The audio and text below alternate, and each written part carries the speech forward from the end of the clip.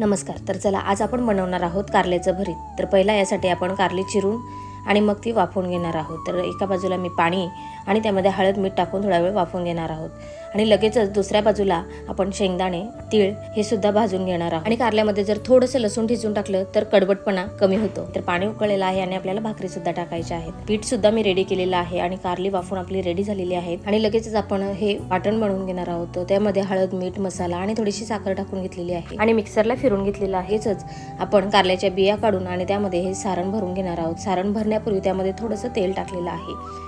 कढई तापलेली आहेच आणि लगेच आपण त्यामध्ये थोडंसं लसूण टाकून आपली ही सगळी जी कारली आहेत ती यामध्ये टाकून आणि थोडा वेळ वाफवून घेणार आहोत. आणि तुमच्यापैकी कारली कुणाला आवडतात कमेंट करून नक्की सांगा. चला तर एका बाजूला खमंग कारली झालेली आहेत आपली रेडी आणि पटापट आपण भाकरी सुद्धा टाकणार आहोत.